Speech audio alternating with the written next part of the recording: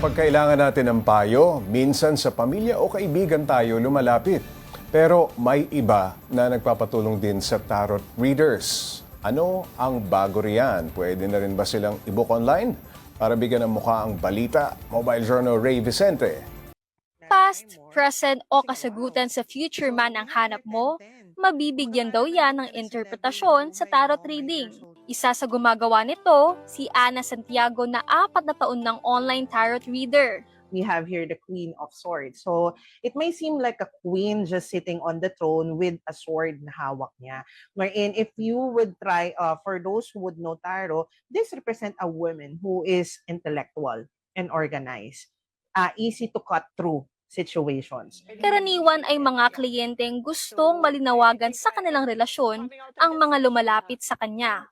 Papapiliin niya raw muna ang mga ito kung anong konteksto at klase ng tarot reading ang ipapagawa. Nakaayon daw rito ang klase ng barahang gagamitin ni Ana. Kung gusto lang nila ng guidance, they more on na ginagamit is the oracle cards to give insight guidance lang. Pero in-depth approach or malalim na context regarding a situation, the tarot reading session or the tarot cards is more of the one being used in in-depth processing of themes. Aminado naman si Ana na may mga hindi sang-ayon sa tarot reading. Nakakatanggap daw talaga ang mga gaya niya ng batikos mula sa mga nagkasabing hindi ito naayon sa turo ng Diyos. Pero paglilinaw niya, hindi raw pahula ang tawag sa kanilang ginagawa. Gabay lang daw ito sa mga nangangailangan ng direksyon. They are not fortune teller. It's more on, they are a guide. They are the guide kung paano i-navigate yung answers. So that the tarot cards are only just tools that would help you understand yourself even more.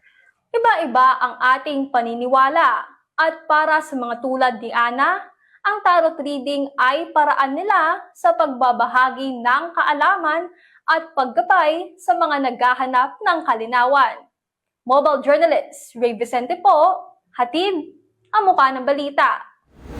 Pag-usapan pa natin ang online tarot reading ni Ana kasama si Mobile Journal Ray Vicente.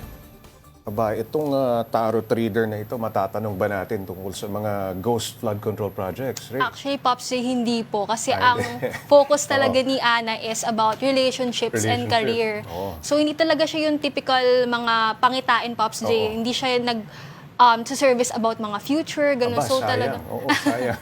Ano siya nagsimula nga magka-interest sa tarot reading, Ray?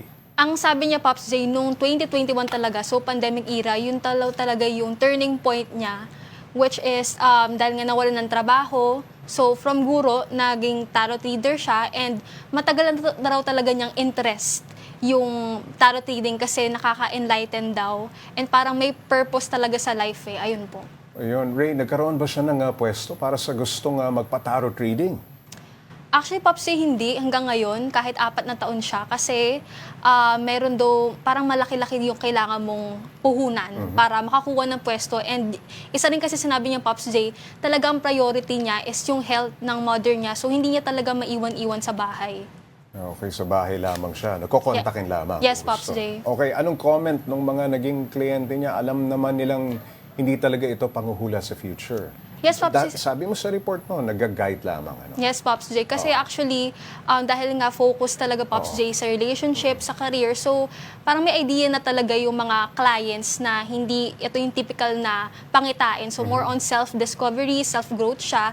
And ang sabi naman, parang talaga nalilinawagan talaga yung mga kliyente tungkol sa mga pangarap nila, ganun, sa mga relationships, about sa love, sa family. Naguguluhan, no? Yes, Pops J. Okay, Ray, may mga bumabatikos din kamo sa ginagawa niya. Ano raw usually yung naririnig ni Ana?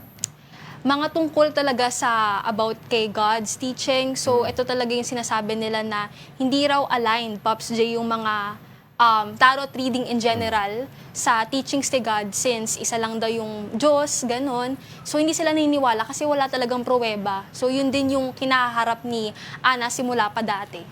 Alright, maraming salamat, Mobile Journal Ray Vicente.